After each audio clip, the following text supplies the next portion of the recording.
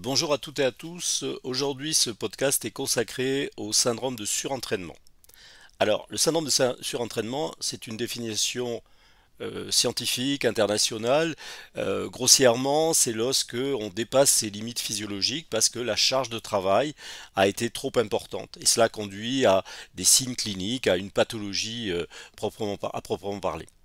Alors, on peut considérer qu'on n'est pas tous, bien sûr, touchés lorsqu'on fait du crossfit, de la musculation, par ce syndrome de surentraînement, mais par contre, on peut être dans des phases de surmenage physique, donc c'est une forme à minima du surentraînement.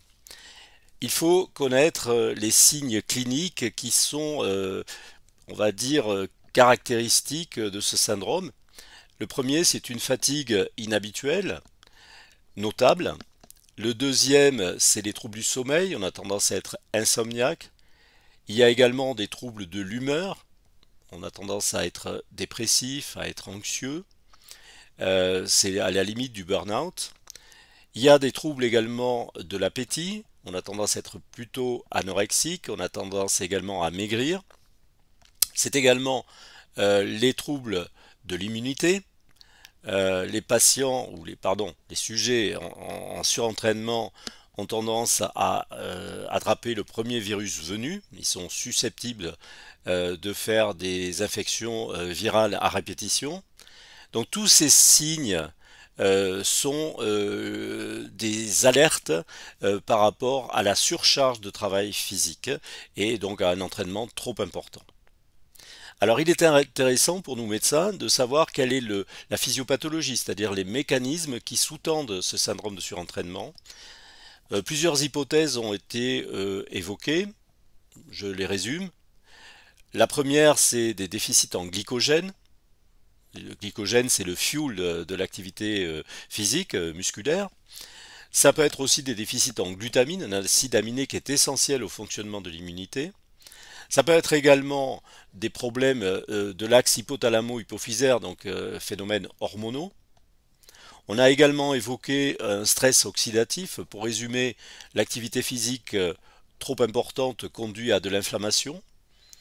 Et on a aussi évoqué peut-être le rôle des lymphokines, c'est-à-dire des médiateurs qui sont des substances qui sont sécrétées par les lymphocytes, donc système immunitaire. Et ces lymphokines ont une action pro-inflammatoire, vont développer l'inflammation au long cours. Et l'exercice physique excessif peut développer, pour résumer, de l'inflammation chronique par ce biais. Donc il y a plusieurs mécanismes qui sont à l'étude. En tout état de cause, il faut être très vigilant sur la charge de travail physique que l'on réalise. Il ne faut pas oublier les éléments essentiels d'un entraînement physique, c'est l'hydratation, la nécessité de temps de repos. Lorsqu'on fait de la musculation, il y a des temps de repos entre les séances, entre les séries, etc. Et donc il faut bien être vigilant de garder à l'esprit qu'il faut se ménager du repos. Ensuite, il faut bien sûr ne pas pratiquer d'activité physique intense si l'on est en période de stress important ou ne pas pratiquer d'activité physique intense si on sort ou on est dans une phase infectieuse. Voilà, je voulais vous préciser ça. Je pourrais vous développer ce sujet lors d'une prochaine vidéo. Je vous remercie et n'oubliez pas de vous abonner. À bientôt. Au revoir.